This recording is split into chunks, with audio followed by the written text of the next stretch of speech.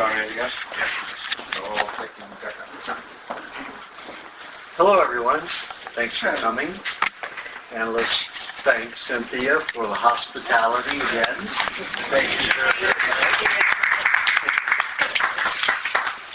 Okay, how many of you subscribe to my newsletter? Just a few people. You get a lot of information there, and if you subscribe, you can get all the back issues to 2006. So there's a lot of information in there that you're not getting in the books. Updated stuff. Just all kinds of subjects that covers health and affect health. I had one about a year and a half ago when I talked about the teeth and how to clean the teeth better so you don't have to have deep root cleanings, where they get down in and scrape everything and rip your gums apart at the same time. Scratch the dentine, and you're more likely to have problems because when the body detoxes the brain, all those heavy metals, you know that the brain, because of the process of using neurons, is reflecting and conducting light and electricity. So it takes a lot of metallic minerals to do that. When you cooked your food, you made free radicals of those metallic minerals, the lead, the mercury, everything. And so most of that toxicity went to the brain and nervous system. When the brain detoxifies, 90% of it dumps out the gums, the tongue, and the salivary glands. And that's what causes decay. You better sit up here if you're having... No. I was saying it comes out in the ears also. But that's 5% out the nose. Oh. Sometimes 1 or 2% on odd times will come out the eyes. Some people, often comes out the eyes, too much, and it will cause eye damage. And those heavy metals sit on the dentine. Your body uses calcium, phosphorus, magnesium to make plaque. Plaque chelates it and is supposed to neutralize it because a lot of people eat cooked foods. They cauterize those alkalinizing minerals, and it takes 5 to 20 times more mineral molecules to bind with those very acrid, acidic minerals, which are the heavy metals. So that eats into the dentine. Then the dentine is broken down. Then the tubules underneath, which are softer, break down. Then the bacteria forms to get rid of the dead tissue. The bacteria never causes dental decay. It's the heavy metals leaving the brain. So a lot of people have a lot of dental problems because of cocaine. The amount of heavy metals in cocaine is extraordinary, especially if they smoke it. Of course, it goes right into the brain immediately, and then it comes out to the teeth, turns their teeth gray, thins the teeth. They never metabolize properly, and the teeth get thinner as well as shorter as the years go by. Now, I was just in the Philippines, and there are some still wild natural tribes. For the last 4 years, I've been to China, where they say, we help the natives stay primitive and keep their lifestyle. Same thing in Thailand and Laos and Cambodia. And I never found one that was natural. They were wearing clothes just like us, and getting care packages and just way off of their natural lifestyle.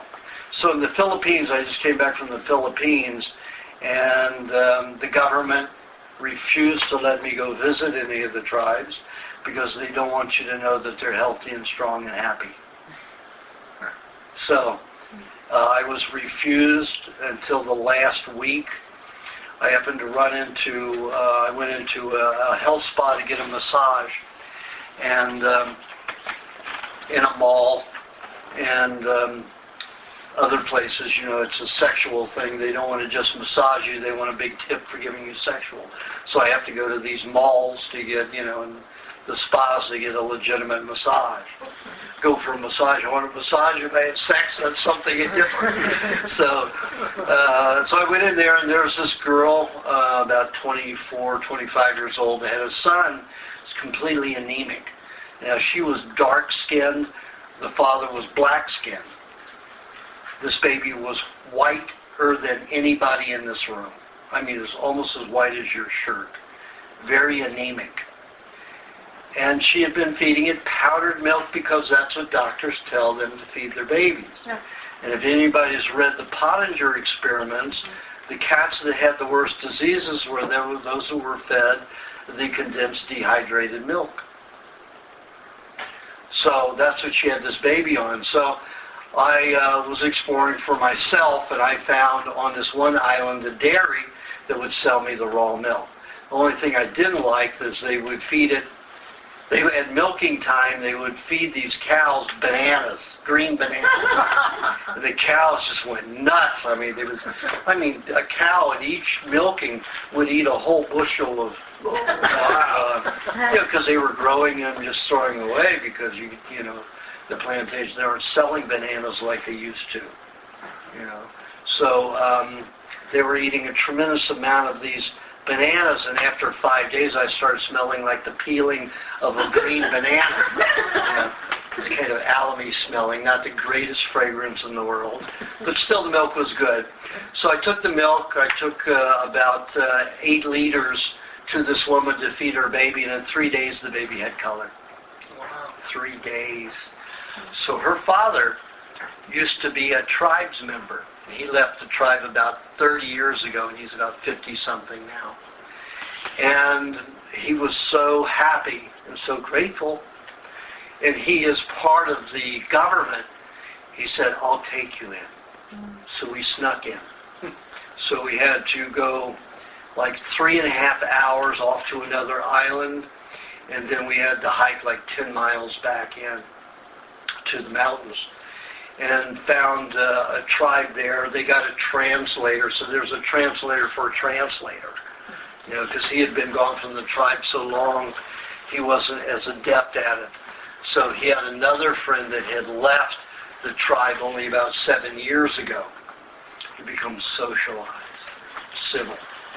So got to meet this tribe, and these people, 89 years old, looked like they were 40. Big, thick, strong teeth, fantastic color, happy. All they did was fish and hang around and have a good time. They didn't need a lot of money.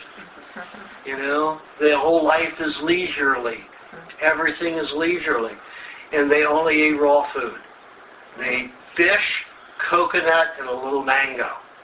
That was their total diet. 3 things, and these people were incredibly healthy and strong.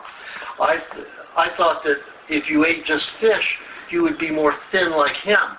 These guys were stocky. The men and women were stocky, thick, strong. So I was impressed. I was amazed. And the other tribe was similar. I wasn't able to communicate as much with them. But it was miraculous to see that. And you've got 70 and 80-year-old people looking 40. You know, I didn't hike back far enough to get to the elders who were, you know, over 100 years old. You know, see, the civilization doesn't want you to know there are healthy people that live 120, 130, 140 years old. They don't want you to know that exists, because then you won't spend your money.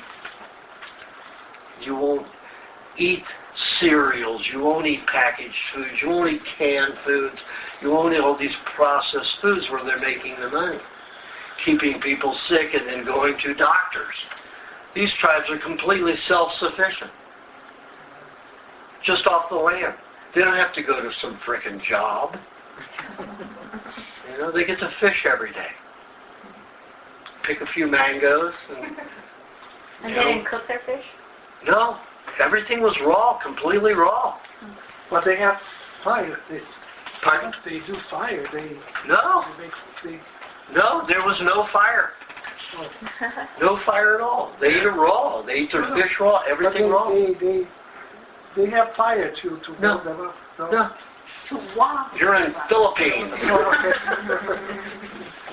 You know, they may wear some extra, a sweat or something like that, but Philippines is getting pretty low down there. So, I mean, it's winter there now, where I was, and I was in the South Islands. So when I was there, I was still wearing T-shirts all night long, sleeping on the beach. So yeah, they will wear long sleeve shirts and sweater. But they even had their own wheat. They wove their own clothes. They made their own huts. They make their own pottery? Make their own pottery? Yeah. I didn't see any pottery because they didn't eat pottery. They didn't cook anything. They didn't contain anything. They got right off the land instantly when they wanted food, except for the fish. But what they would do is they take elephant leaves and they serve everything on elephant leaves. Did they drink water? No. No, they drink, coconut water. Men probably drank 1.5 coconut waters a day, so that's probably about, 3 cups, 2.5 cups, and the women drank probably 2 cups of that of water, and they ate coconuts, probably half a coconut each a day, but a lot of fish. They were consuming probably 2 pounds of fish a day each, men sometimes 3 pounds. And I mean, it's great when you get it fresh. I mean, I go into the markets when I was, even in the cities there, and you go in the evening and at night, and you've got these tunas that are this big around, and you see them cutting it open fresh, but just never touched ice, and you're getting it so fresh. I was eating 3 pounds a day. Swordfish that were this big around. So I ate swordfish, tuna, like crazy. I couldn't stop eating it. It was so delicious and fresh. What about the oceans and the currents that bring a lot of the toxic, like they talk about the mother's milk in the Arctic and whatever is contaminated, because wouldn't they also be affected no matter how far away these? You have to understand that the Air Force was bombing all the Alaskan communities with toxins from the air. That was their first experiment on aerial bombing of toxin. Now they're doing it to everybody with the chemtrails.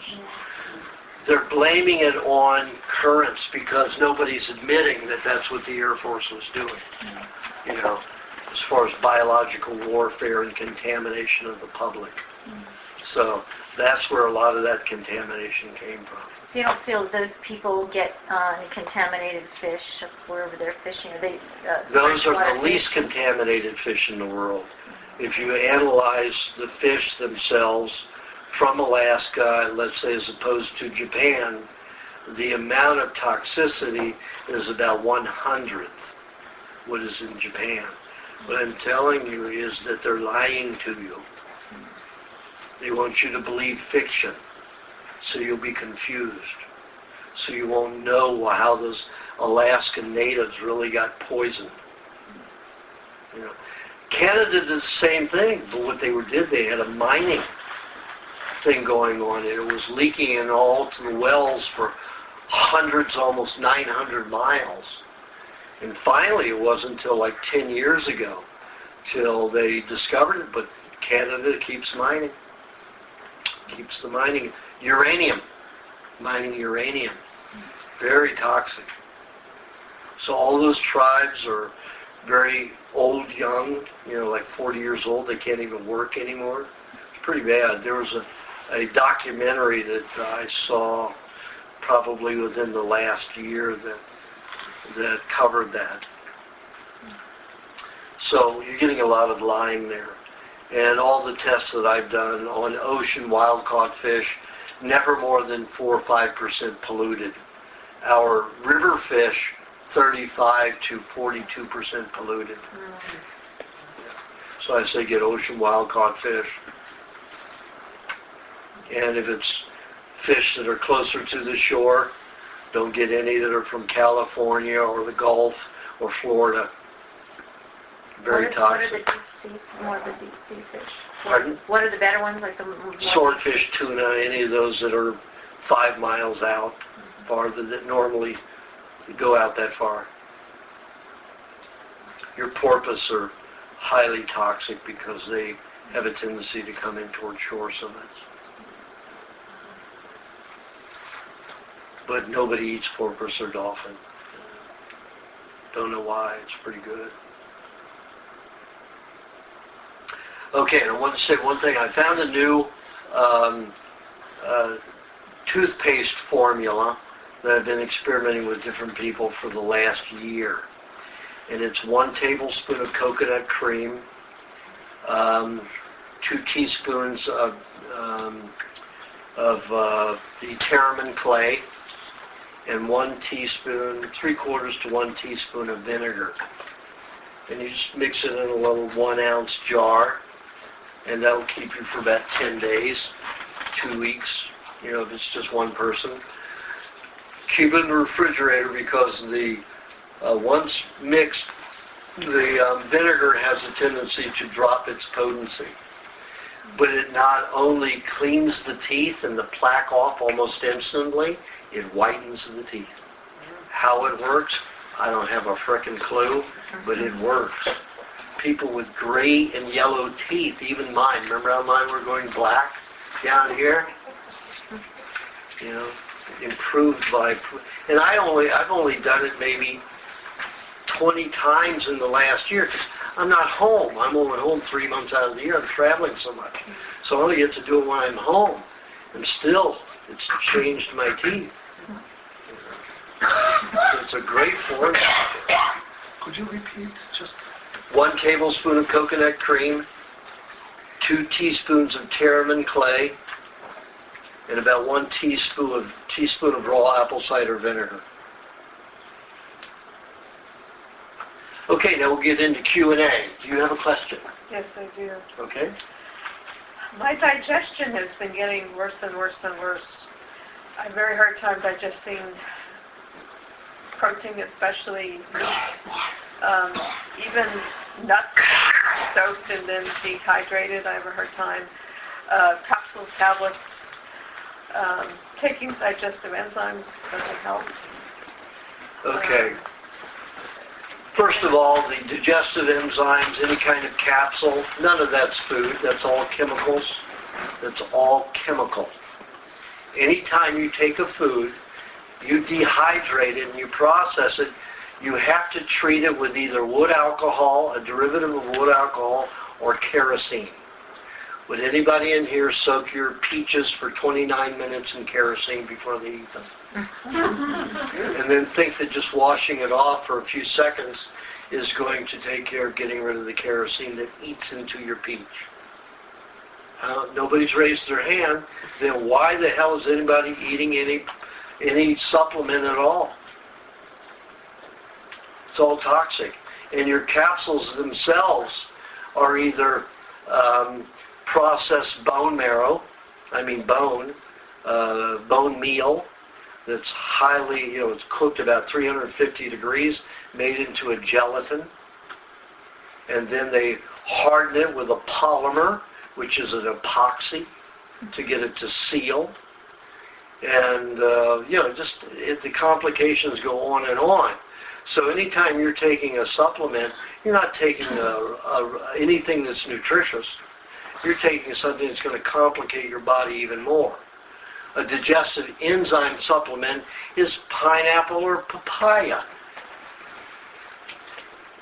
Those are the only 2 enzyme supplements, papaya and pineapple. You eat a little papaya or pineapple and you figure out which one works for which food with you.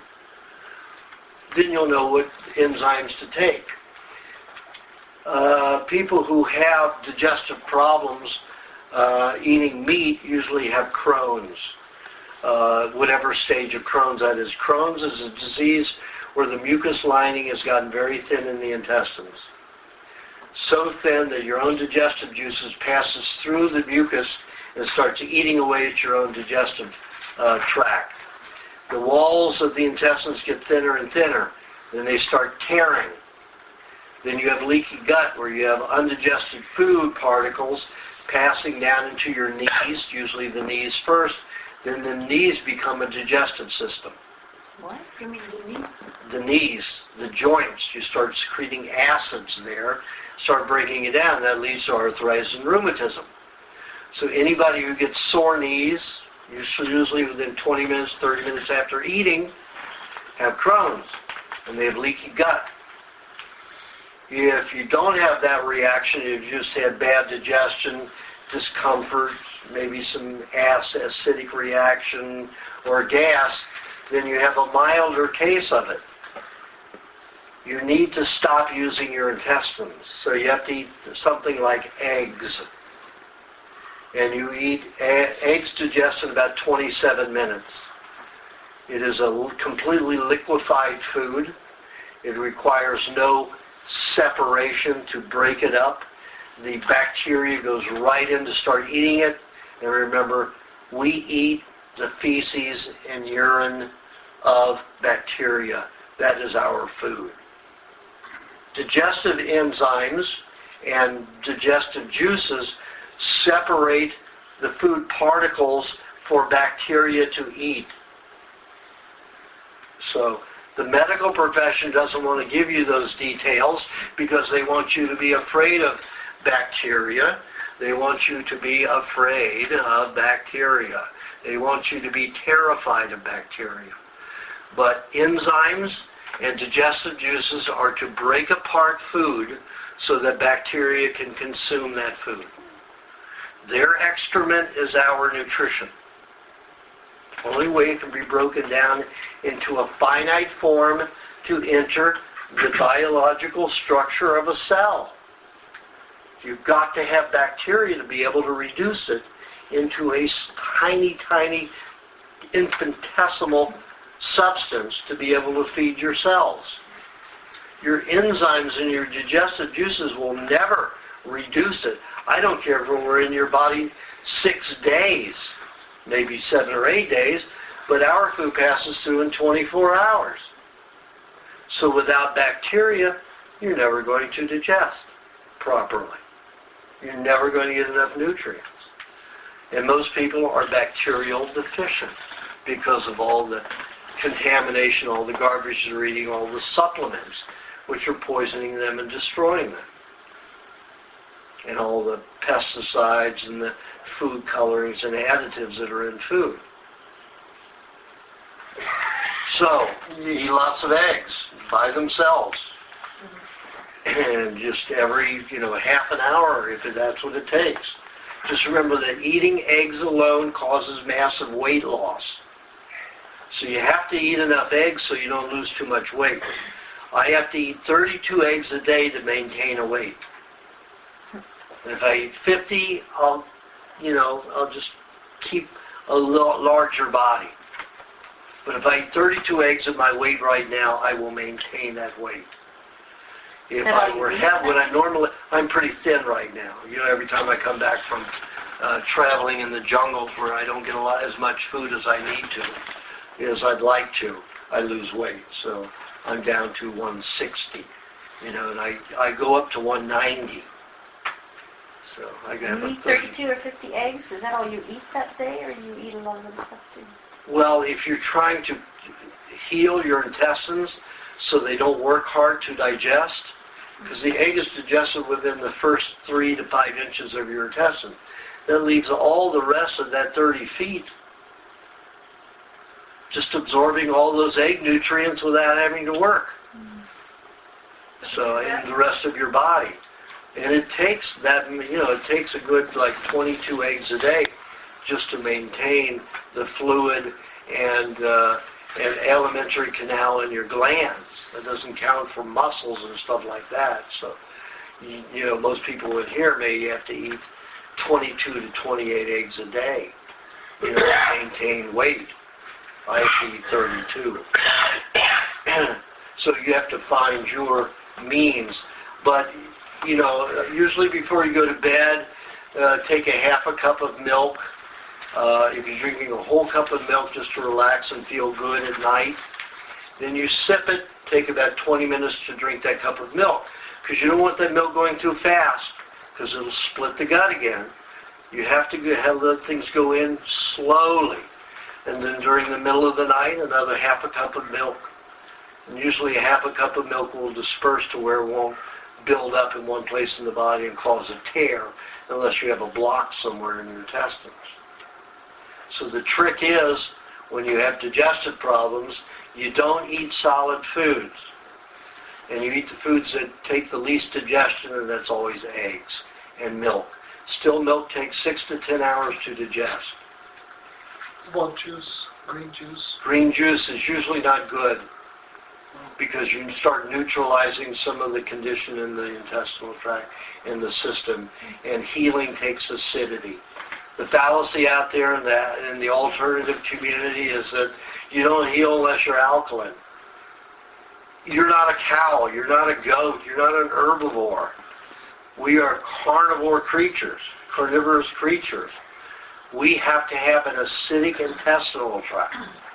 We have to have an acidic blood to heal. Yes, cooked fooders get overly acidic. They need a lot of vegetable juice. But when you're trying to repair the intestines, it's better not to fluctuate that too much. Can you see the leaky gut in your eye reading? Pardon? Can you see a leaky gut in your eye reading? I can. Crohn's. Crohn's? Yeah. I can't tell whether it's leaking, but that's why I ask people if they have knee problems. Aching knees, weak knees, tired knees, anything like that. Does it always follow the leaky gut? Usually follows eating. I mean, does it follow having Crohn's? Is Crohn's a leaky gut like? Always in Crohn's you have leaky gut. Some people could have the same problem, not have Crohn's, but I doubt it would be in the knees, affect the knees. We have a... Go ahead. Is this the same subject? About Crohn's, yeah. Yeah. We have a relative who has pretty severe Crohn's. We tried to get her to eat raw eggs, and she said she had this reaction where her heart pounded severely. Yeah. What is that? Her body was passing some toxins into the blood, and the heart needed to pump the blood through quickly so it doesn't deposit in the heart of the brain. See, when the blood's moving rapidly through, it cannot, the heavy metals and toxins cannot lodge in the heart or brain. It can lodge in the nervous system and the muscles and the bones everywhere else, even in the intestines, but not in the heart and not in the brain. So that's all. That's amazing. Yeah, so they have to just deal with it. Rapid heartbeat. And usually they'll just sit down and, be calm about it, or drink some raw cream, sip on it in the morning before they start the egg routine. That'll calm that problem, because it'll give them fats to rip it out, or they can eat small amounts of cheese to help draw it into the intestines so it's less likely to be in the blood, or it will be in the blood for a shorter period of time. But do raw eggs heal, or do they just rest? No, they heal. They will heal cells that already are alive, but they don't increase your ability to divide cells to become younger, and stronger. They will help the weak cells get stronger, but not more of you alive. Do you have a question? Yes. I don't know if this is an important question, but... There's any questions important? I've been experimenting with high meat and rotten berries, but I feel like I'm not quite sure... Moldy berries? Mm-hmm, moldy berries. Like, how moldy should they be? And I can't chew the raw meat without losing it, so I usually do it with a shake, like I swallow the meat with a shake. Is that okay, or is that... Well, you look at it this way. The bacteria is breaking, the bacteria that naturally exist in flesh is digesting itself. Just like the E. coli in your bowel is in the final stage of digestion for fats and proteins. It reduces the fat and protein to the finest molecule to feed the brain and the nervous system. It's even smaller then the bacteria in your small intestines that can feed every other cell. The nerve cells are smaller. They need a finer nutrient. And that's why the bowels get that job. Okay? So the bacteria in the meat is breaking it down like the E. coli does into a finite particle to feed the brain and nervous system. It's released those chemicals. You coat it in milkshake, it's not going to go right to the brain and nervous system. So I need to just... You don't need to chew it. Just swallow it. Just swallow it. And the berries, how old are... What is too old for the berries? Like... Well, I've never taken anything too old, so I've probably never had berries over 6 months.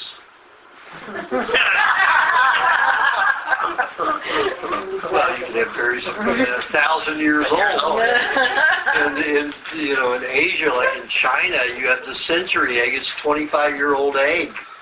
And when you open it, it's just black or white powdered bacteria, and you pay $1,000 for one of those eggs. So 6 months is nothing like 25 years.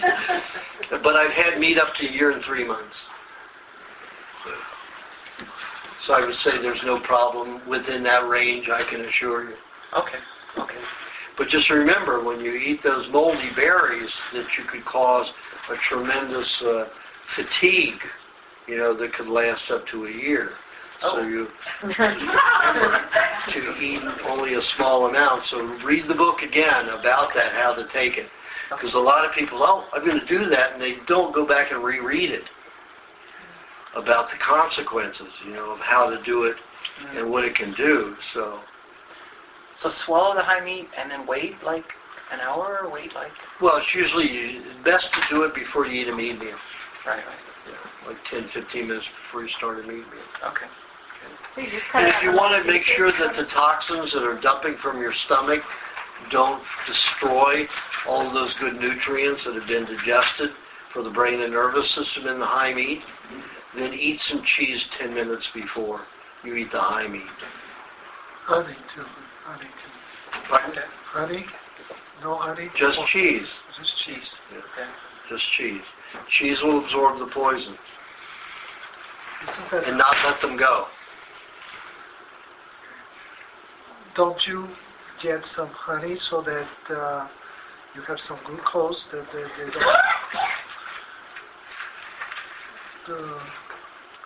you don't become they go to make a glucose, to make a glucose? No. If you put honey in there, you're likely to make a glucose out of it. Okay. So it's better because honey is an alkalinizing agent. A lot of people put too much honey with their meat. They don't digest their meat very well. So very little honey with your meat. And it's better to have the honey with the butter or something else than having the honey directly in the meat. So you eat the cheese. Remember, cheese without honey is just an absorber. It will absorb the poisons. It will draw the poisons out of the blood, the neurological fluids, and the lymphatic fluids as they weave their way through the intestinal tract. The cheese will draw it out, hold on to it like a sponge, and pass out in the feces. If you eat honey with the cheese, then you're going to digest the cheese. Honey provides the enzymes that are missing in dehydrated foods, like cheese. But I like to use the cheese without honey to draw the poisons into the stomach and out of the intestinal tracts. Okay, do you have a question? Yes. This is for my mom. She started developing knee arthritis. She's having pain. How's her digestion? She is 30% raw. But how is her digestion? Reasonable. Yeah. Does she say her digestion's good? She have never any digestive problems? I don't think so. Then She it's never probably it may not be anything to do with digestion. So she's got a right knee problem. Yes, she's developing arthritis. Mm-hmm. I think if it worsens up, she will have to change the kneecap or something like that. So is there anything that might help her? Well, you have to know what toxins are in her knee or in the femur that's leaking out the knee or in the tibia that's leaking out the knee to cause the problem. There's always some toxin. Anytime you have any problem in the body, you've got a collection of toxicity that is causing damage to the system. It is never from anything else. It's not your bacteria turning on yourself. There's no such thing as a fucking autoimmune disease. The body never eats itself, ever. You've got bacteria in there and things are picking up dead tissue and toxicity and damaged cells. The body never attacks itself. If it did, you'd be dead. Literally dead quickly. Okay? So, as far I'd have to know what's in there. She ate put cilantro in her juice, ate cheese frequently. She could put, lime juice on her knee, rub it in, leave it for about 3 months to absorb. Put coconut cream on there, let it absorb for about 20 minutes. Then put a thin, carpaccio, thin slice of beef, wrap it around the knee, put plastic over that, put an ace bandage over that, loosely overnight, put a hot water bottle next to it, put silk cloth over that to tempt the heat in. She would feel pretty good, and eventually her knee would get better. But she'd be able to use that knee probably all the way till 5, 6 o'clock in the day without having any problem. Okay? Do you have a question? Yeah. My son's been on the diet for maybe 8 months. He's got eczema all over his scalp and the back of his neck and parts of his spine. And so far, it hasn't changed it in the least. And he's taking the lubrication formula? He has trouble digesting that. I know you told him that he had Crohn's symptoms and not to. So he's between a rock and a hard place. Yeah. So he has to correct his intestines before he can clear up his dander problem. But those are always heavy metals leaving through the skin and other chemicals. Yeah. Just remember, chemicals are always some kind of toxic combination of metallic minerals.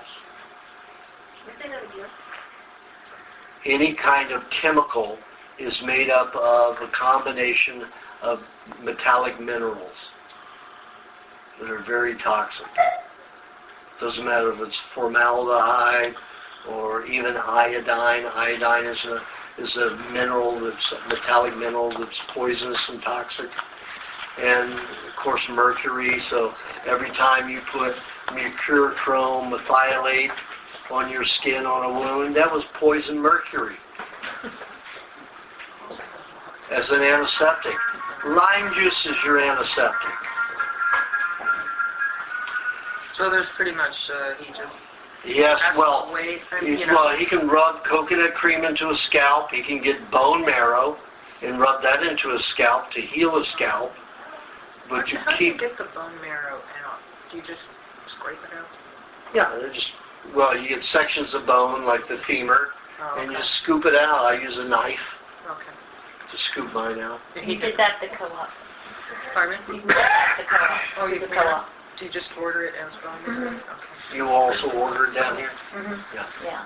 So for everybody to know, on the first and third Thursdays of the month, we have a raw food co-op pickup here, and we you send your order in to me. I can, if you ask me before you go, I can give you the link where all the products are listed online, and you get your orders into me the week before, the Tuesday of the week before, with deliveries the first and third Thursday of the month.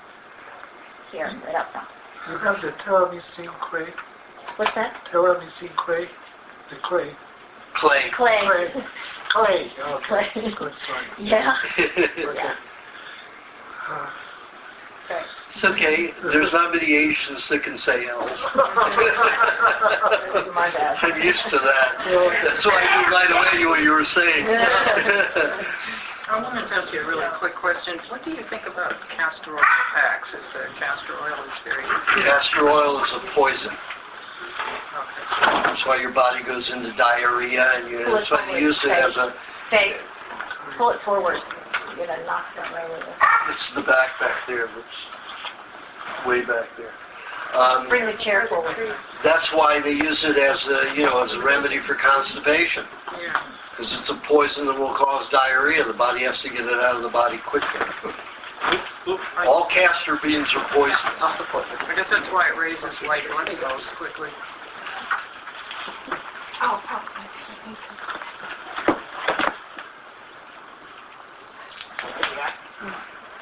Get into it slowly.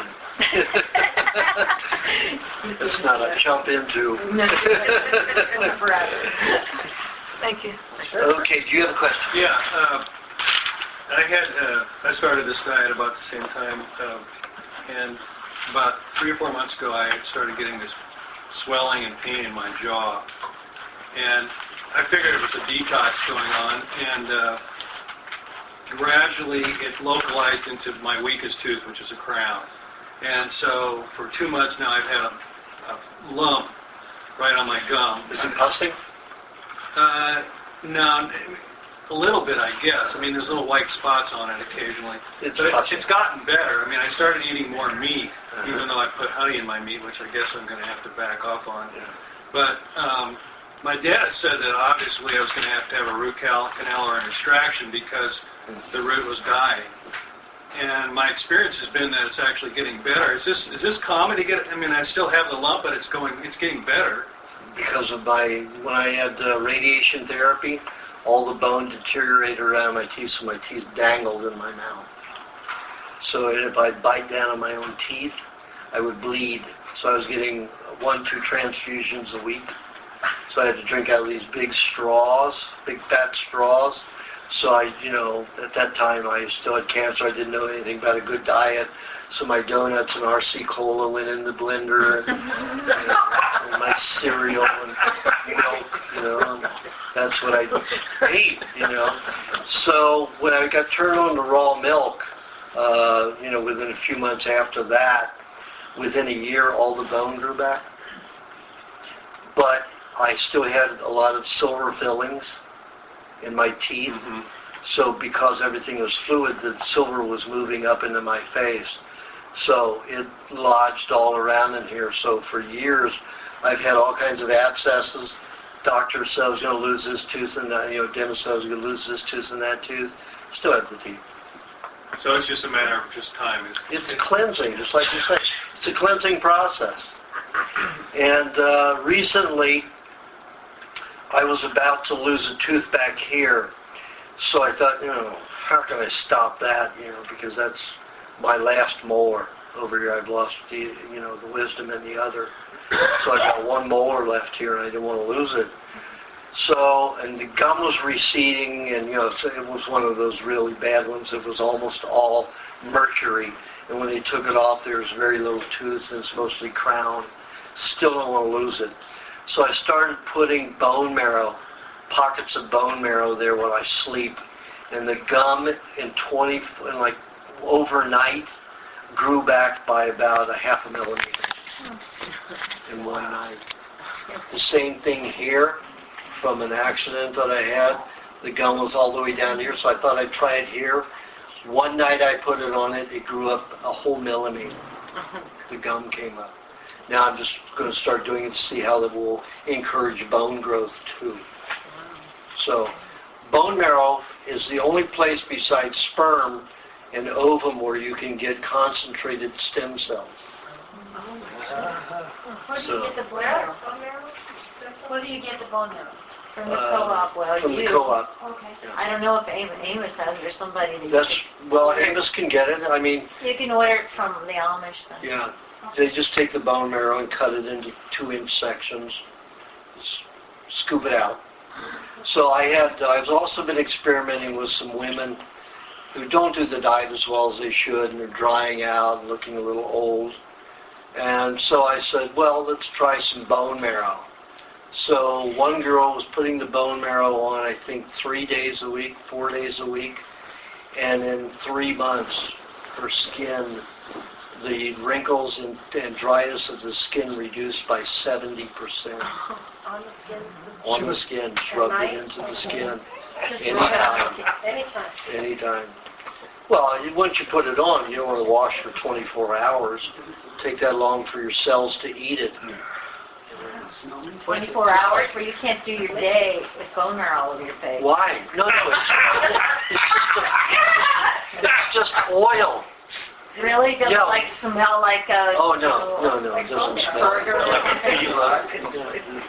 I mean, if you're using old bone marrow that stinks, yeah, it will stink. But if you use the center, you start eating the outer sides and save the center for your skin. Then it will. It's just, it's like putting coconut cream or coconut oil on your face. It absorbs faster though. Bone marrow oil. Okay, do you have a question? Well, I wanted to ask you about the bee pollen with the pain formula. Is it the bee pollen? That is the pain formula. Putting the bee pollen in the lubrication formula, moisturizing formula, is... That's what reduces the pain, the bee pollen. Yes, the bee pollen, yes. All because it's a finite molecule. Mm-hmm. Now, if your bee pollen is dried, you won't get anything from it. No. Because if you look at bee pollen under a microscope, it looks like a walnut. And it is a shell. Once that shell is dried, you cannot digest it. Mm. So you have to have refrigerated, soft bee pollen. So Hard is no good anymore. hard is no good. You won't digest it. Just pass right through you undigested. What makes it hard? Sit around too long? No, they kiln dry it. Yep. No good. It's a wasted product. I mean, if you give it to a cow, or some herbivore, they'll digest it. But we won't. If it's soft, though, you can absorb it's the soft, vitamins. yeah. Because I read somewhere that people don't absorb the vitamins and minerals from bee pollen. Do you think they're talking about dried? Talking about dried. Okay. So the one from Honey Pacifica is good? Yes. Thank you. You're welcome. Oh, and then cheese makes it a little bit better when you drink that and eat cheese at the same time. Yeah, that's Or you can blend the cheese into it. Either way. Just gets... I have a hard time with the paint formula because it tastes like latex paint to me. I was a painter for a long time. Every time I eat that paint formula, I'm eating latex paint. Is what it tastes and smells like to me. So it's not easy for me to eat, but I eat it if I'm in pain. But it works, And if you thicken it with cheese, it's harder to eat if it tastes like latex paint. So you want to eat the cheese separately. That's why I do it separate. Some people blend it in. Doesn't bother them at all. Do you have a question? Yes. There's a product called Stem Tech company that has a stem cell product that's an algae from some lake in Oregon that's supposed to create your bone marrow stem cells. Mm-hmm.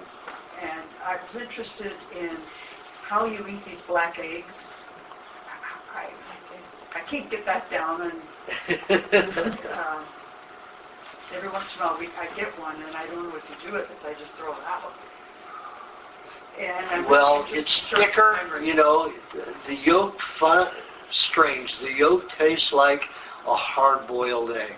Really? It doesn't have the texture of it. It has the texture of, let's say, an over-easy egg. The yolk in an over-easy egg, it has that texture.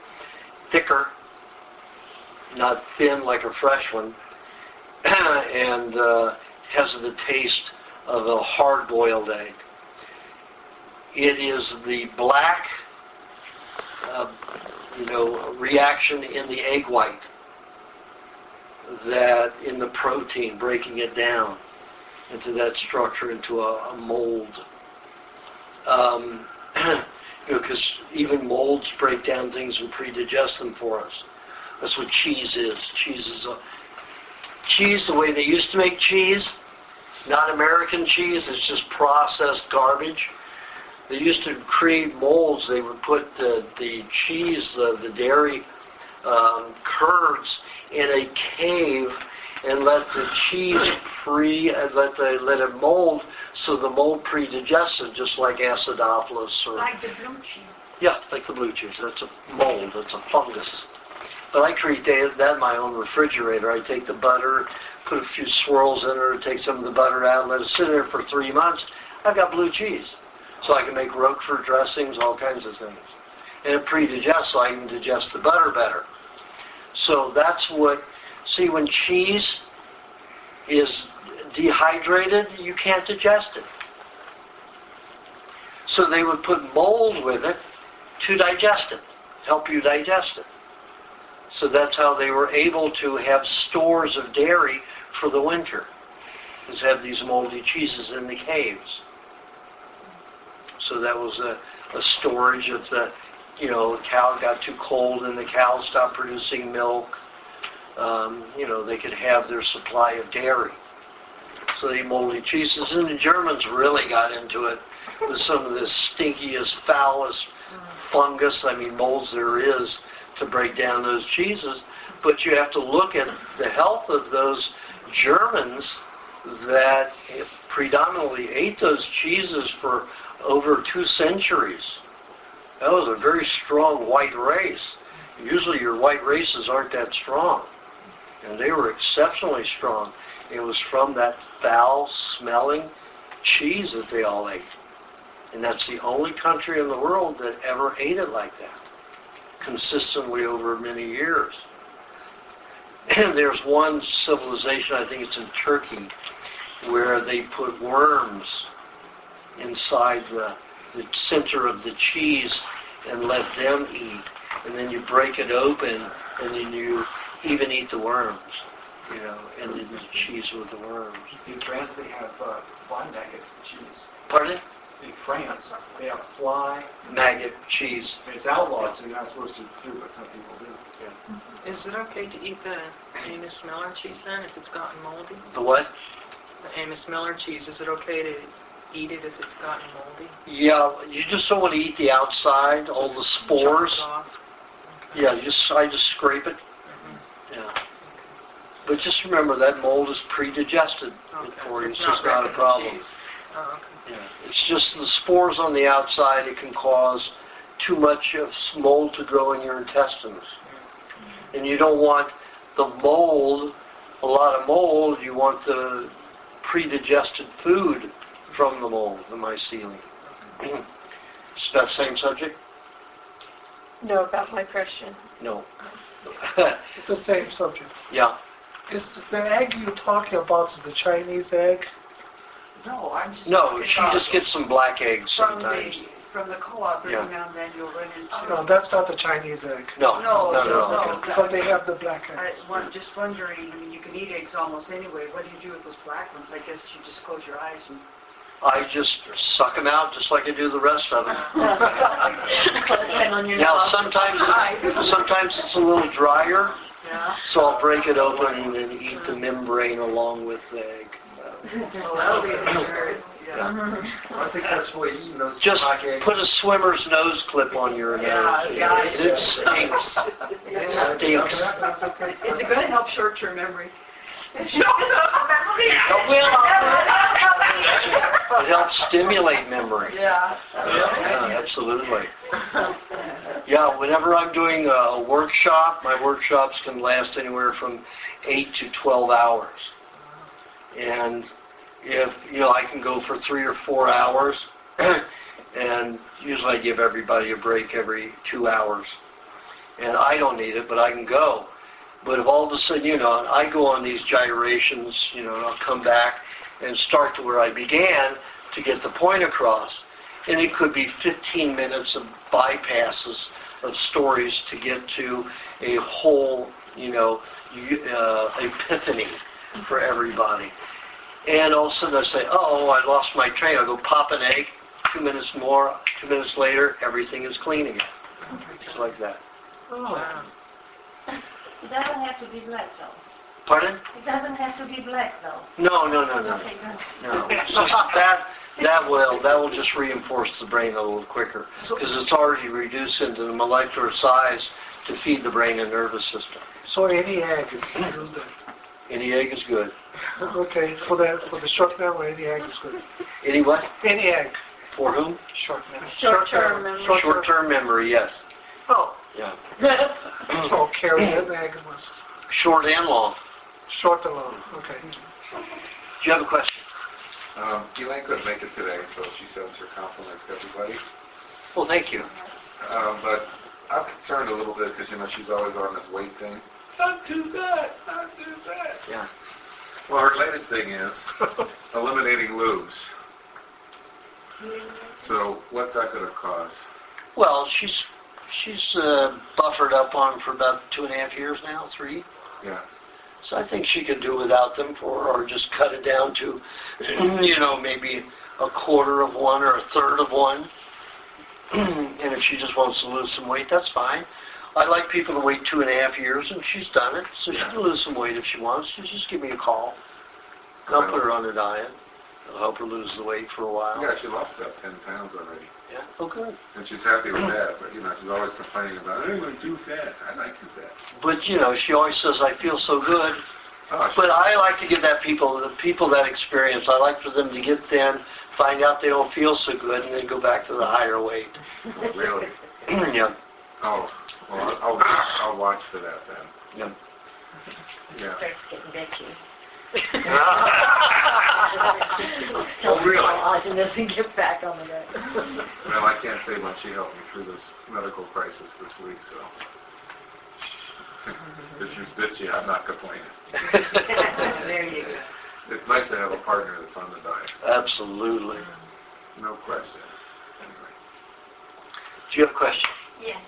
I was wondering what you saw, the tar, could have come from dental implants. What I saw from what? You said there is some tar in the lungs. Oh, tar in her lungs. Oh, tar in your lungs, yes.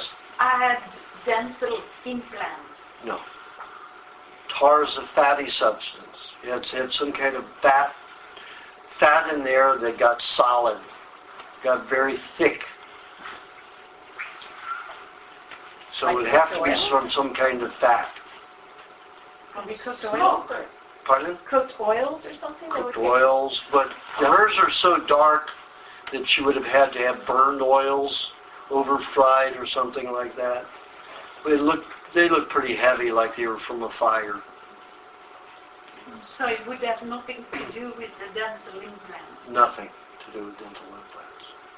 Because I started to get pain on the lungs Uh-huh. once in a while, which I never had before. It and probably was the anesthetic that you got from the implants. Caused that problem. Do you have a question? Yes. For detoxing the skin, like I was turning on the detoxing here. Coming out of your skin. 90% of all toxins in your body lead through the skin. So expect your skin to be the prettiest glass. You're going to be prettier inside than you will outside. So now that's really frustrating for me when you have that so much, how to treat it, because you mentioned coconut cream like for my feet. Yeah, But that's coconut not- cream that's for not the like whole body. But this is like they're open, and they're sore, so if you put that, I feel like my coconut cream might make it greasy, makes it worse. Is there something that you would put, Is it making it worse? when I use coconut cream, yeah. So It makes it worse. Yeah. So Then you're going to have to use clay. I've used some clay and it gets really, really dry. So Well, is you're there putting something- too much on. Or would you use the meat? Like you were talking about this little bandage stuff. Is that like, is that a Yeah. normal toxin? Well, that helped draw it out, but you have to use the lime, then the coconut cream, and then the meat. So what deals that is, or then you want to let it keep Well, what you can do is just take a cosmetic brush and dust your powder your clay on. Don't put it on wet and thick. Just enough to draw the poisons out of the system. But what I suggest you do is put the coconut cream on first, leave it on for 20-30 minutes, wipe off any excess, and then powder your face. So then like when it's for my feet, the coconut cream is going to draw the toxins out, or are you just It'll going help to draw it out. draws it actually out of the... What it does first is it dissolves it so you don't have to lose a lot of white blood cells. Whenever you have pus, That's white blood cells. Most of that is white blood cells with a very few top molecules of toxins. A lot of people, oh, pus is disgusting. No, pus isn't disgusting. It's mostly good, healthy white blood cells with a little bit of contamination. You could get near a dog or a cat and they'll lick it off of you. They don't mind having those good, healthy white blood cells in their systems. You know, and the white blood cells that have already eaten, the phagocytes that have eaten the toxin, you know, they don't get digested very well. It pass through. So, you know, white blood cells are not a problem. But what happens is with the coconut cream, you've got water-soluble fats as well as oil-soluble fats. And they go in there and they will help dissolve and make the molecules of, because usually metallic minerals will magnetically make crystals. They'll bind together and collect and make crystals. Hard to pass them through the feet. So the coconut cream will go in and help break those up so they can pass through the skin like they're supposed to. We should never have any toxins passing through anything. We should be so clean that our body is toxin-free. It just has some waste products to throw off. But none of the waste products should be toxic to the body. But they are because of all of our industrial rearrangements of everything with chemicals. So is the organic, the coconut cream old? Like I have some very old stuff. Old stuff's the better because then you have alcohol in it and it helps break down those particles in the body even better. It helps pass it to the skin better. And then after you do that, then you dust it with the clay, and then what will happen is it'll be broken down and the clay will be able to pull it out more easily. And then you can put it in the bath water too? Or Absolutely. And does that also draw that in your food? Absolutely. Yeah. Well, milk will help nutrify your system a little bit, and all the minerals will help neutralize some of the poisons in the municipal water, and so will the clay. So it helps to have both. Clay in the water too? Clay in the water, How milk, much clay? vinegar, and coconut cream. How much clay in the bath? I have all that in the book, about, anywhere from a fourth to a half a cup. 3 tablespoons may be enough, depending upon how toxic your water is. In Los Angeles, we have 193 chemicals in our water, because the water is used twice before we get it, by industry. And everybody throwing their paint in and their feces and everything into the water, and it's getting recycled and we use it. So that's a lot of processing. And they really only worry about the bacteria. The bacteria is the least of my problems. Get the frickin' chemicals out. But that isn't what they're doing, because it would cost a bloody fortune to do that, and they're not going to do it. Same question. When you say use a brush to put the clay on, Soft powder brush. I thought you mixed clay with water and then put a mask. That's for a mask. She's asking about drawing out the poisons in a different way. So it's just dry clay. Yeah. Well, she has some very irritated tissue here, where the clay is cakes too much and causes a problem when she puts that kind of a mask on. And if she puts coconut cream on, it doesn't feel good either. So she has to do something in between. Is that good for acne also, or? Which? Coconut cream and clay? The dusting of the clay, yeah. Usually coconut cream is enough to take care of a lot of acne, because it just has to reduce the molecules, the crystals of toxins. Because when they try to pass through the pores, and the pores too small for the crystal coming through, the toxin being passed through, it cuts the cells. And you've got quite a few layers of skin to get through. Then when it cuts and lacerates the skin, you have all these white cells that come to take care of the seepage from your own cells that have been ruptured and damaged. And that's why you have zits. They have white pus in them.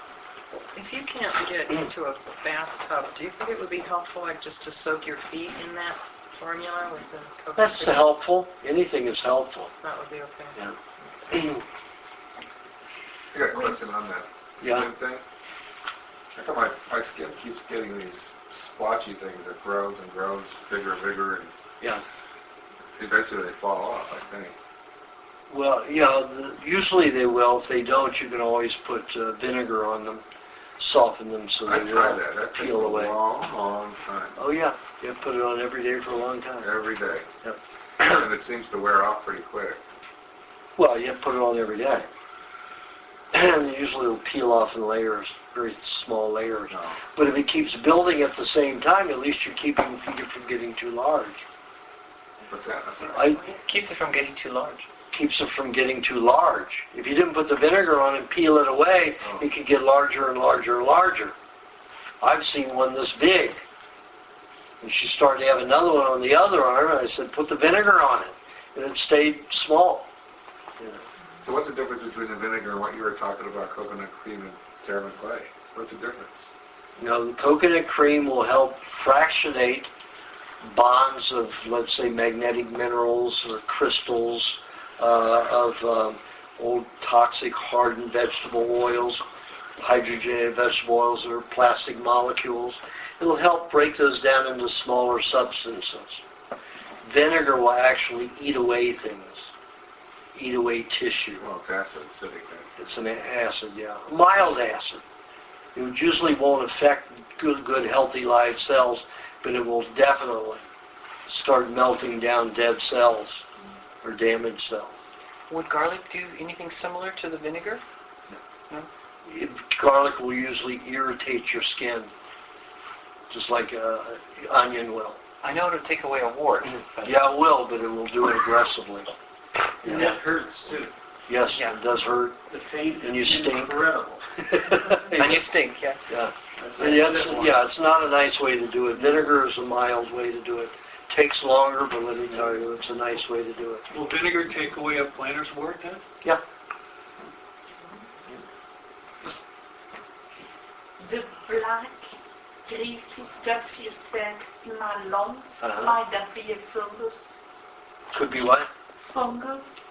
Fungus? No. It's a tar. It's a tar. It's a fat that has been burned at a high temperature and becomes very thick. Became very thick. Like the tar on the street or your roof. Do you have a question? In the past few weeks, I had some gums bleeding, and in the front here, they seem to be recessing a little bit.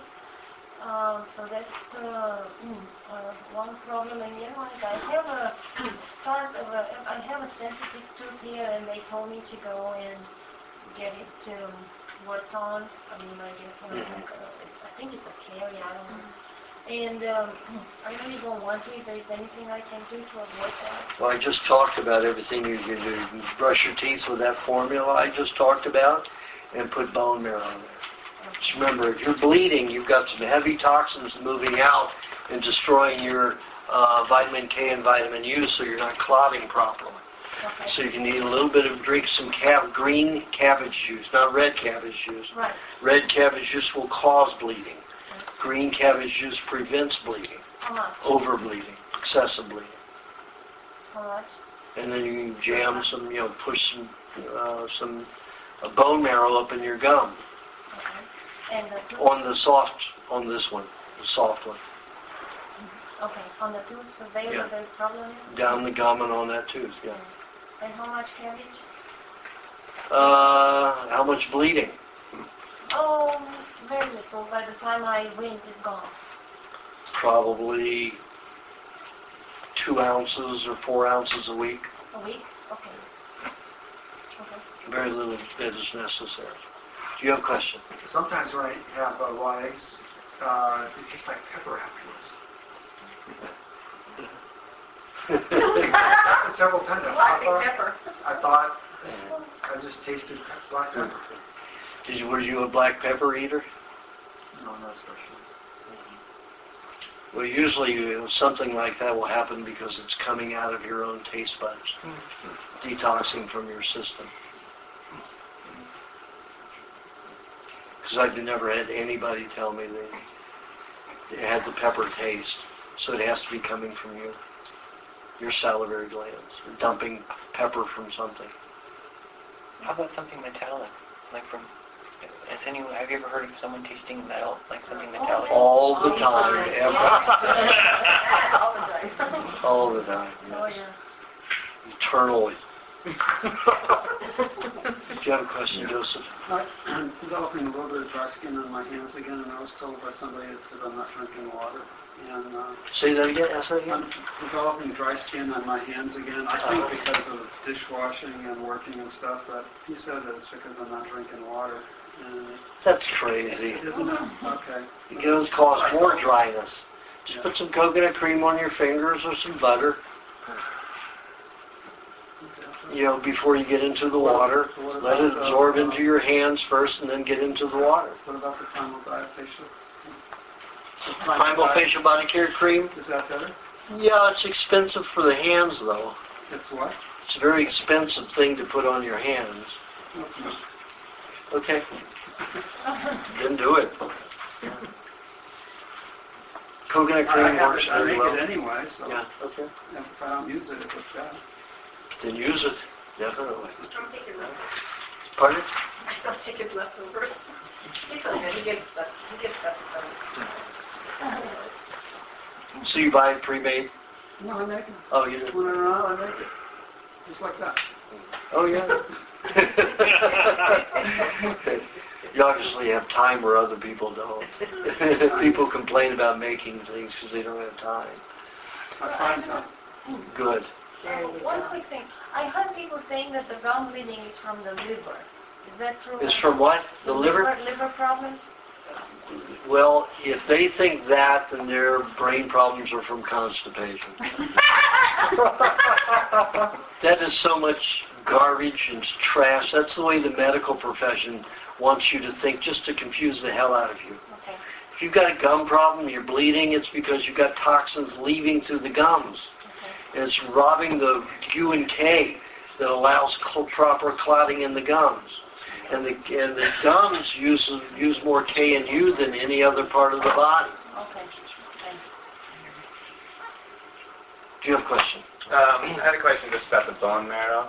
If there's a butcher somewhat close to my house, can you just buy like the marrow bones and scoop it out, or is it something? Yeah, that's what you do. They're grass-fed. They're not. I don't know if they're organic or not, but they're all grass-fed. Is that something that's Well, you don't want to have, unless they're, bone marrow is, bone marrow is 60% fat. And a high percentage of that, almost 20%, is stem cells.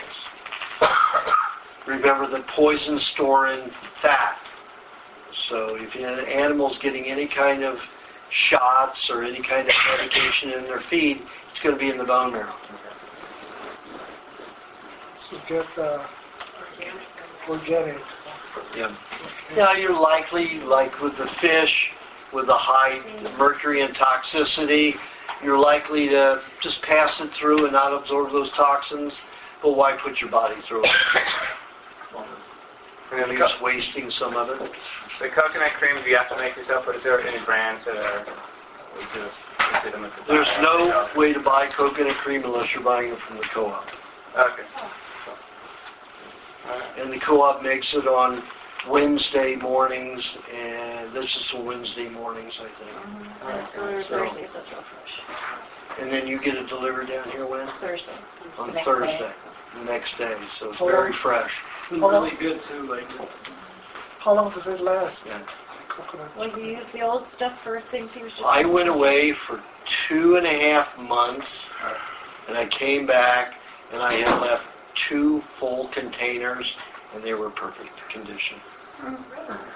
Because I didn't open it at all. So they What were about the perfect pressure that condition. builds up sometimes? Pardon? Sometimes a lot of pressure. Yeah, and it leaks out, yeah. Yeah. Well, I sealed It it can really even break tight. the glass. Did it? Break your glass? Yeah. It's never Not done mine, that to but me. somebody, Lorraine, that happened to Lorraine once. And the pressure sometimes is really high on it. I know, but I've never seen it break anything. That's a lot of pressure. Did she open it? No. Well, it does ferment if the lid isn't closed tightly enough. When I get them at the co-op, I tighten them immediately It does for to make sure. Ferment. Not Ferment.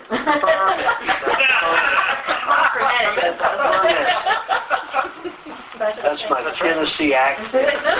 So once you've opened it, how long Alabama, does it Tennessee. last? Pardon? Once you've opened it, how long does it last?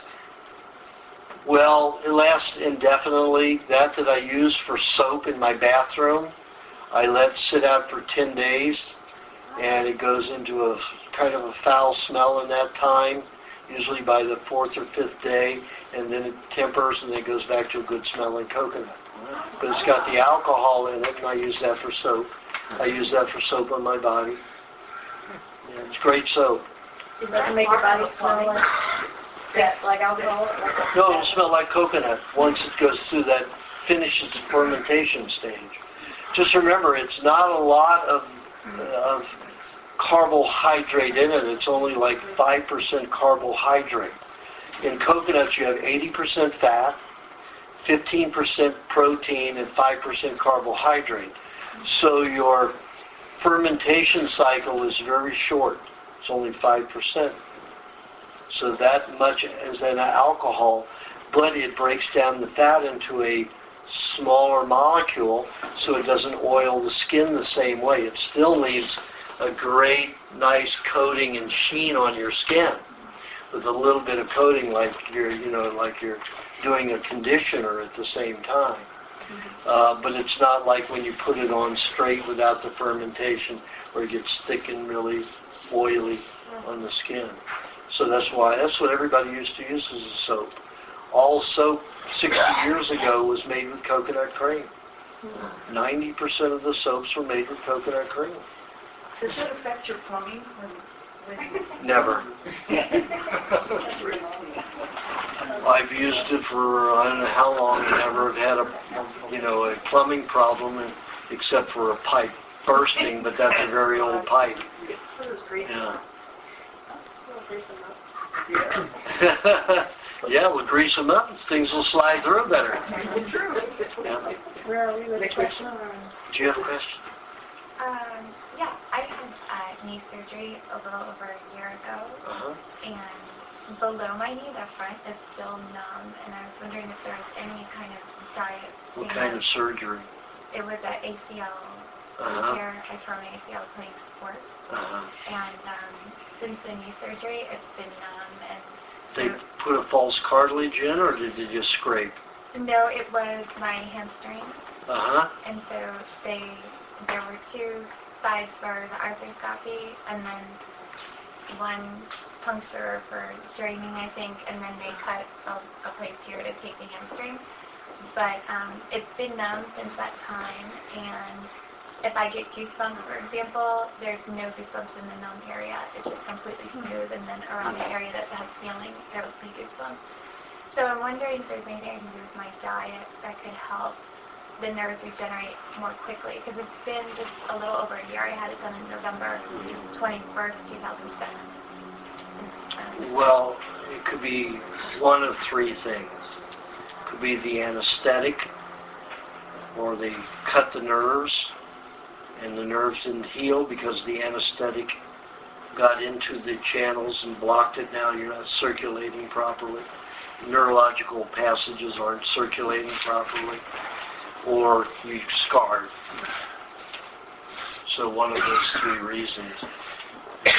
Lumps at all? You say this is perfectly. So if you go feel deep in, do you have any lumps? No, it's just super. It's just. Yeah. And where you got the surgery, is there a heavy scarring there? There's a scar that's diminishing over time where they. But inside, does it feel like a lump? Oh no. Okay, then you don't. It's not scar tissue, so it's chemical. So it's the anesthetic. You have to draw the anesthetic out. What would I eating cheese, eating clay, eating fish, eating chicken and fish together. Raw. Yeah. Putting lime juice on your leg, then the coconut cream on top of that, and then putting hot water bottles on it at night will help draw that out. putting clay packs on the area can help draw it out. And when you use clay packs, don't let your clay packs dry. Keep spraying them. Keep them moist. They don't. Once they've dried, they're no longer working. They're pulling all the nutrients out of your cell quickly and fast and drying them out, killing your cells. It's like a scab. You rip a scab off. That's what dry clay does. Keep that clay moist and it will constantly be drawing out the toxins, not ripping your skin off. So if you're the mud bath at Glen Ivy or something, you should keep it all moist. When I go to the Glen Ivy, I stay in it packing the mud on me. You know, if I get out, that clay does not get dry, I get back in and then get out again with the wet clay on. I never let that clay dry, ever. If you're dusting your face with dry clay, It's such a fine dust, it's not going to be enough to create a dry. And you put the coconut cream on your face with enough oil, water, and oil-soluble fats. So it's not enough dust to cause that kind of dryness and ripping reaction. That's why it sounds dryness. You leave it on, it dries out. That's it. You're pulling your skin off. That's what you don't want. That's what made it worse, yes. Yeah, there's a powder. Powder is very thin, so you won't do that. If you took coconut cream and you mixed the clay in the coconut cream, guess what? It won't dry and harden the same way. So going to Glen Ivy, the clay actually sucks the toxins out of you. Yep. So it's good anyway. When I go to the clay baths, I spend 90% of my time, I'm in the Glen Ivy, I spend 90% of my time in the clay bath. So it's good. Yeah, and I will take the clay and make sure that that whole pool is full of clay. Okay. Corona. On 15th. Okay, what time is it? Well, we've got two more here, but I'm just wondering what time it is. 4:30. Okay, we're good on time. Go ahead. You had a newsletter in regards to EMF, and I bought one of your meters. And Not my meter. That's not my website? Well... I just contract with them to publish my information. Okay. So you bought one of the EMF I bought tri-field tri-field meters. And I started using it on things. And I happen to notice that the Gold Star juicer has a very high EMF. Oh, very high. Absolutely. So does a blender. Yes. Yes. Okay. If that isn't good for you, you have sort of a contradiction. You're saying that EMF is not good for you, but both of those items are very high. But you're not juicing all day. You're juicing for maybe 20 minutes that the juicer is on. Oh, longer than that. If you're doing coconut, well, I've never juiced longer than that.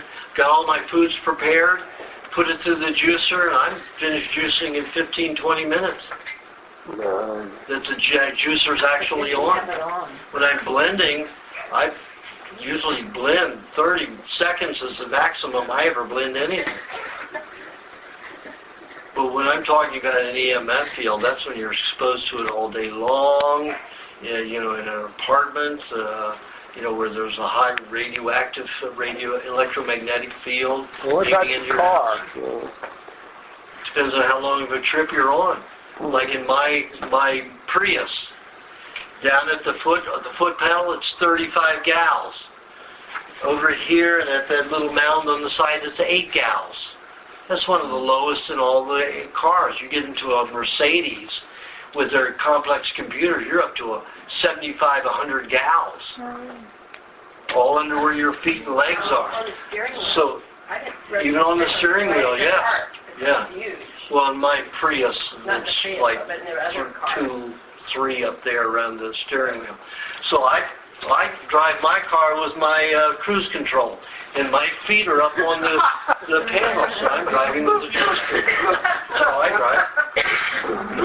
When I'm coming down here, I have to. When I'm, driving from my place in Malibu, it takes me 45 minutes to get into town.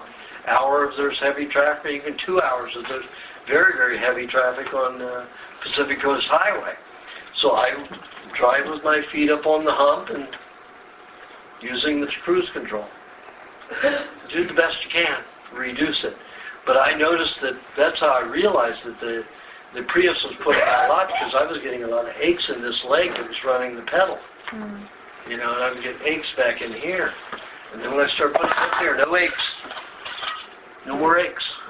Haven't had one ache since then. Also what I did was, because at the seed level it's about 8 gals, still that's a little bit too much for me. 3 gals, they say, alters the cells. Overexposed to it for like 12, 20 hours. So I built a magnetic pillow.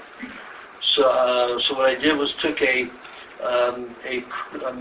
crochet sheet and glued round magnets in 3 centrifugal circles, and one's positive, negative, positive, negative. They switch around all around in each of the, and then I put that between 2 thin down pillows, and then that inside a pillowcase, and I sit on that, and it's reduced all that feeling. What about the Nikken magnetic? That's a whole. It will help a tiny bit, but see, they're out to produce a market and a product that they can sell, so they're not very powerful. See, I took Nikken's. I had their magnetic bed, and their magnetic bed had these lines through it when I was testing the Nikon stuff back in the late 80s and early 90s. And I don't believe anything. I always test everything. So here they give me all of this literature and how they did the test, and they give all these centrifugal patterns. And here on the frickin' bed, there's no centrifugal pattern. They've got these magnets running up and down in a line. So the old centrifugal is the actual magnet itself. But that's not, you can't make a magnet that's that centrifugal. You can, it's a patented process, but it isn't that effective unless the whole thing is also complementing in the same geometry. So geometric form and pattern. So that's the way I remade, I tore apart their bed and remade it. But after many years, the foam in it disintegrated, and I mean disintegrated. So then I may use that to make my pillow in the car. But, you know, their products, they're out to make a quick product the most money, because they're always looking at, well, can we make money on this? How good can we make it? How efficient? How powerful? And how much is it going to cost? You know, so too much of that goes into it. And none of them are great products. You have to make your own, if you really want to do it right. But they are a little helpful. Would the magnet help on a tumor? On a breast tumor? I've seen people use them and not have any effect. Not have any benefit. Yes? If you're living in, say, an apartment where the EMF is like 1 milligauss, and that's kind of all the time, is that bad? 3 milligauss negatively alters human cells, not 1. No, I thought you said 3 gauss does. 3 milligauss, excuse me. 3 milligauss. No, 3 milligauss. Well, in your write-up you said 3 gauss. I know, but then I came out the next in the issue and I said, corrected that. It should have been milligauss. Okay, I missed that. Yeah. Oh, okay. I don't know how that got left out. You know, sometimes the spell check will give you, and then you hit it quick and you say, oh, wait a minute, I didn't. I missed it. Yeah. 1 milligauss isn't that dangerous, even if you No, 3 milligauss is what's dangerous. Okay, got it. 3 milligauss. Okay, got it. I'm affected anything over a half a milligauss. So I can't stay around that very long. What about cell phones? How high are they? Pardon? Cell phones? Do you know how cell phones are very high, but what I do is, you know, even in your phone here, you've got a magnet at the earpiece. You're going to have an EMF field anywhere from 8 to 10 gals coming out of your landline phone. So what I use the CIA. Now the CIA is taking care of the brains. They use an air tube, that white air tube you see with the thing going down. So I go to a security company and I buy my stuff there for mine. And they don't have it to attach to my particular cell phone, so I used electrical tape and put the two sound devices together, taped them together. Works beautifully. There is a company that sells those on the internet. Yeah, but they don't all fit all phones.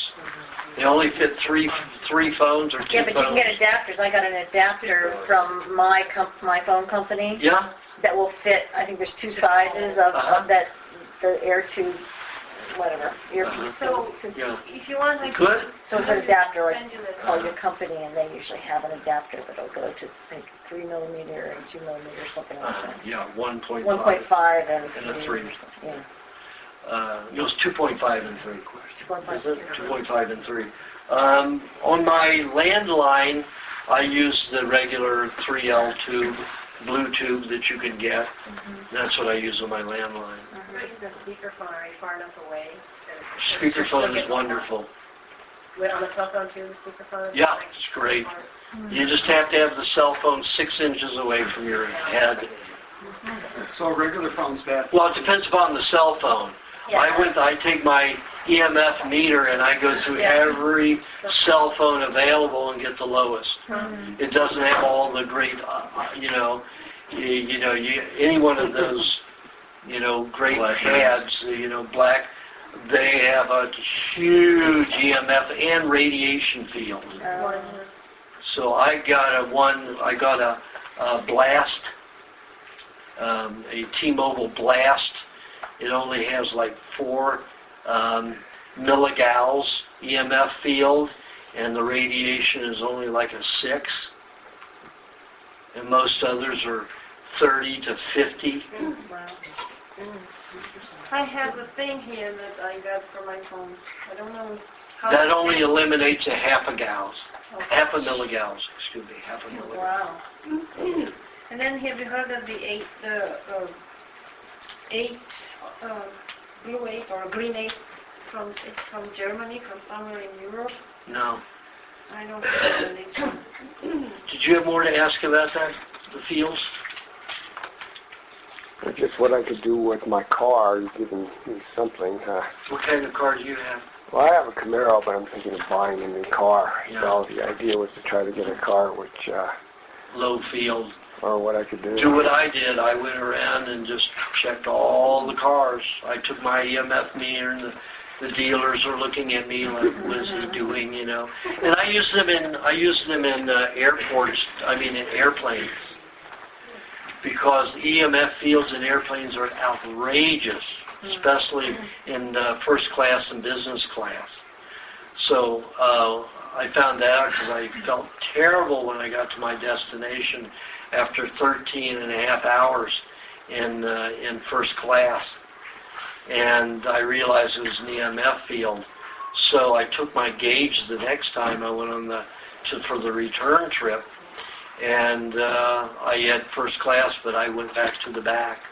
And it's only like 3 or 4 while you're in flight.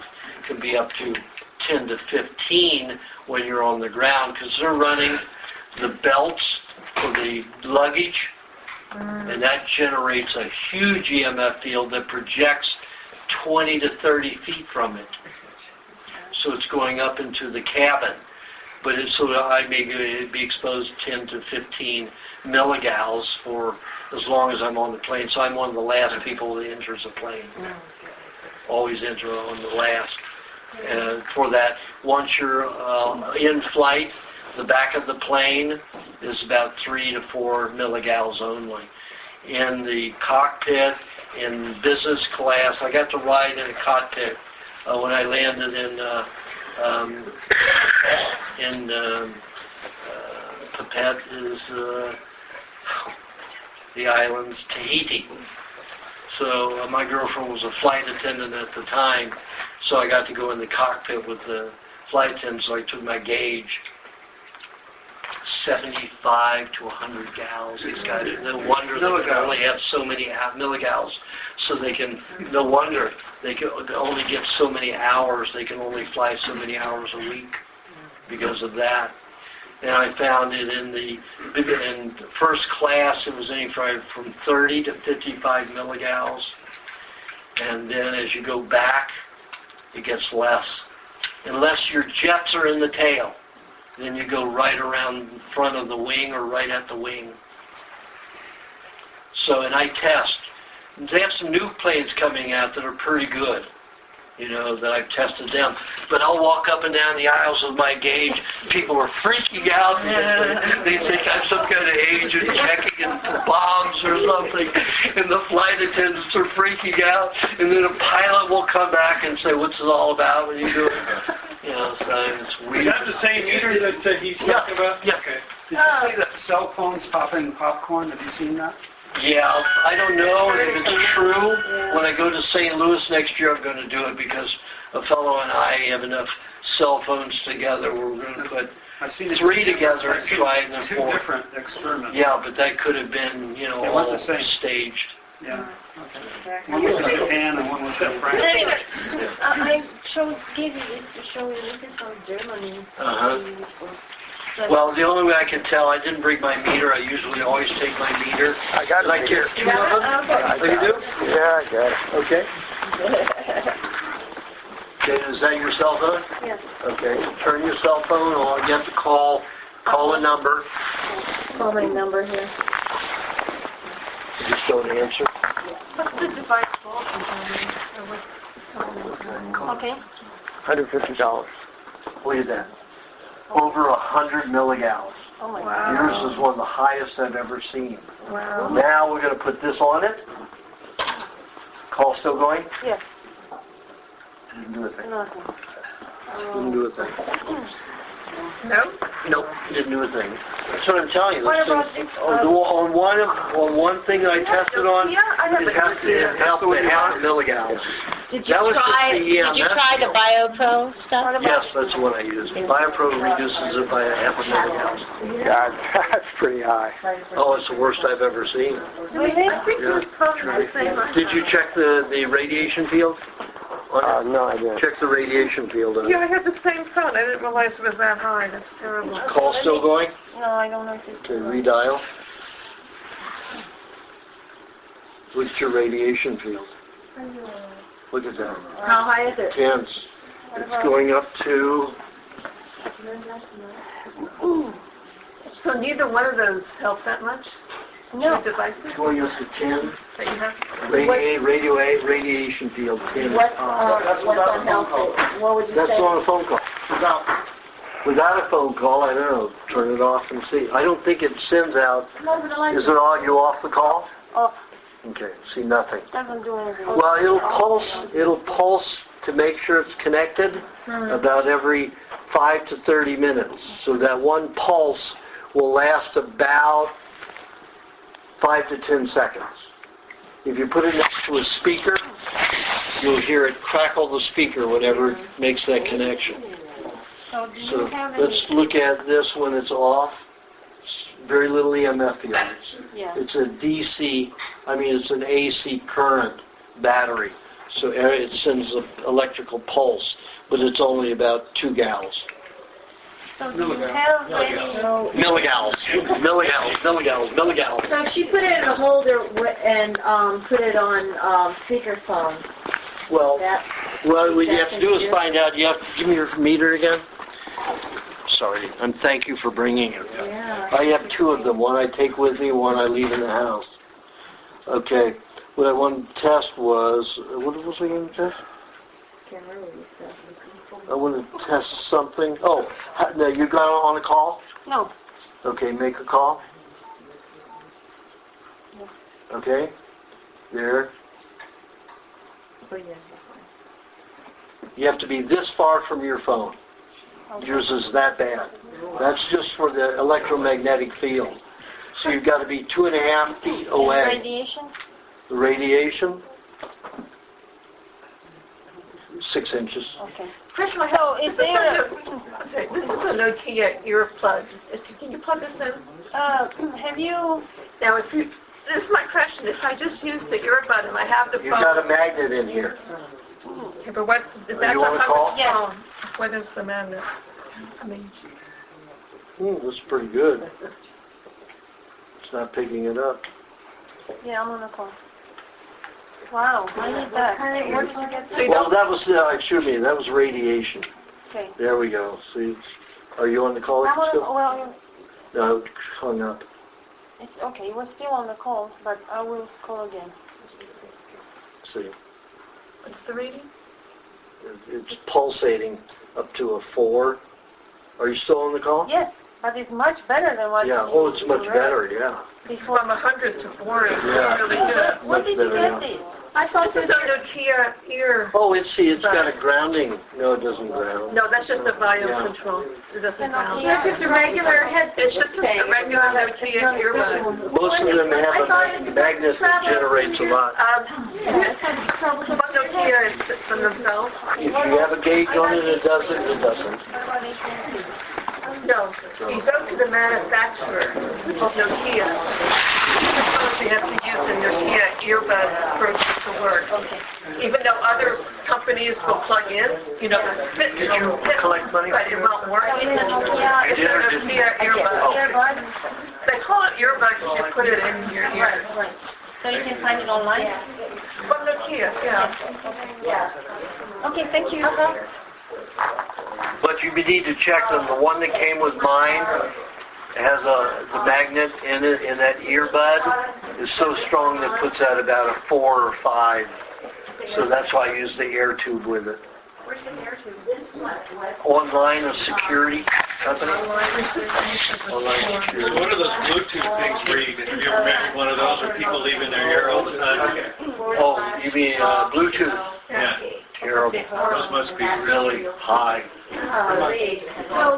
Well, I've only tested 2 of them, and one was about a 13 and one was about an 8 milligallows. right against your brain. Right against the brain, absolutely. Which one is the best phone to use? I got it here. Well, my Blast is the one I like, T-Mobile Blast. Blast, B-L-A-S-T. Blast. Have you tested the iPhone? Yes. It's not very high. I tested that one on an airplane recently. And their new iPhone, very low. Extremely low. I think it was like 3 gals. Which iPhone. Was I that don't know which one it was. Do you have T-Mobile? I have T-Mobile. And are any of their iPhones low? Their iPhones are new, and I haven't checked in the last 6 months. So I had T-Mobile, and I was thinking to get one for Christmas, the iPhone. Get one of those and go test. Anybody should get one of those for anything you want to buy. So you know what you're going to get. Well, just put tri-field meter in the search engine and look who has the cheapest price. They're about $140 to $160. But let me tell you, they're worth it. I mean, I have one now that's, I got it in 1991 or 92, and I still use it as my main one. When I got it, the guy came. I just moved into a new house. Not a new house, but a house. For me, it was a new house in Venice. And also bought my first laptop computer at the same time. And I was getting all these aches in my arms and up to my shoulder. And I thought, oh shit, I'm getting bone cancer again. It was lingering for about a week, so I called an environmental specialist. So I had him come in. I thought maybe there's some radon or something, and I'm breathing it in. It's going to the lymph glands, and body's dumping the toxicity in my arms. So the environmental specialist came in with all of his gauges and everything, and checking everything, and only found one outlet in the bedroom, but it was so far away that it wasn't a problem at the bed. But I went into the house and rewired it anyway, grounded it properly. And he said, turn on your computer. So I opened my laptop, turned it on. He said, here's your problem, shooting up 75 to 85 milligauss. He said, hook a separate keyboard to and just make sure it's And he went to see how long it took how far away from the computer where the needle went down to 0, and he said that's how far it was, 8 inches. My keyboard had to be 8 inches away from the laptop. So I've been doing it that way ever since. The pain was gone in 2 days. Wow. Never returned. No. That's how I got into it. I didn't let him leave the house until he sold me his meter. They didn't make a lot of them in those days. That was just the start of them. He says, it's going to take me a week to get one made. I said, I don't care. What do you want for it? He says, well, I'm going to have to charge you more than I paid for it. I said, I don't care. So I paid $160, no, I think it was $135, and I think they only cost him $50, $60 at the time. So now they're $140 to $160. So how much, what's the measurement inside a bedroom or a room in a house where you have at least 3 or 4 outlets?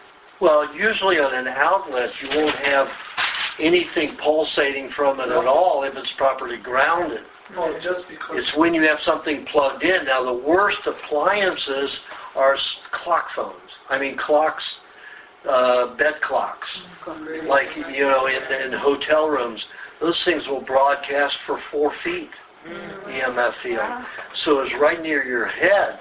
So let me tell you, those things get unplugged as soon as I go into a hotel room.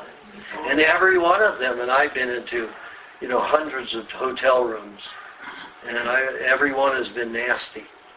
And I take my meter with me, and I check every hotel room. I get in there. If that room is bad, I get a change of rooms. If it's a bad hotel, every room is that way, I change hotels. How about the battery clock? Is that The what? battery clock? Yeah, battery clocks are bad too. So it's just put any clock. And I was on a TV show called Venting, and they were talking about the worst things that you can have. And it was something about sex. This episode was about sex and the worst thing that could come up in a relationship. And I said, and I held up, I knew it was about, I held up a vibrator. And I said, there's 2 reasons for this. Gets a woman very dependent upon it, and then I took my EMF field meter and put it up against there, 75 to 100 gals. Oh my God. Using that for 20 minutes, use it every time. In 10 years, 15 years, you're never going to have an orgasm again. That's the end of it. You've destroyed your nerves. Wow. You should have seen the women in the audience. That was the end of their happiness with their vibrators. Those things are dangerous. Wow. And right there on a nerve center. Using an earbud, I still have... What time is it? 5. Oh, okay, we're going to have to end it after this. Okay, I appreciate it. I have always wondered, if I put my cell phone, which is the same model as hers, which was 100 milligrams, in my purse, right, and it's on my shoulder bag, and I'm using the earbud, so it's not against my brain, but it's still against my body. That's no good, because you said you have to be like 2.5 feet away for yours. 2.5. You could put it on a pole. So is there any way I could make a magnetic case, like a cell phone case, and put the battery cell phone in there, so, to shoot my cell phone only broadcasts for 6 inches. So when I have mine in my bag, if I ever do it, I usually don't. I just use mine in my car, and it goes over there on a ledge, and then my ear's over here. But if I do use it in my bag, I just flip my back around. It's in the bag pouch, so it's 8 inches away from me. So just have to be careful. And her phone, you think 2.5 feet? I just showed you 2.5 feet before it went to 0. No, 2.5 feet was this far. That's 3 feet. That's 36 inches. Wow. 2.5 feet. That's really far. Yeah. You could go around with an extra arm, broadcast from here or from your shoulder. Just don't talk so Don't talk so much. Yeah. Hello, I'll be there. Bye. That's how I do it. I don't talk on my cell phone at all. I don't let any calls linger. The only time I use the phone's a long time when I'm on my morning calls from 7 to 9. And I could be on a call for 45 minutes to an hour sometimes, or I'm doing an hour-long consult over the phone. But I've got my air tube and my receiver. You know, I've got a little Plantronics receiver. It does not go on my body. It's away from my body. And sometimes I like to do dishes and stuff while I'm on the phone for that long. So I made I took some coat hangers and I made this little thing that straps on with a belt. So it's down to about here, and I can strap on. Yeah, do it this You're way. real next MacGyver, right? Yeah, real MacGyver.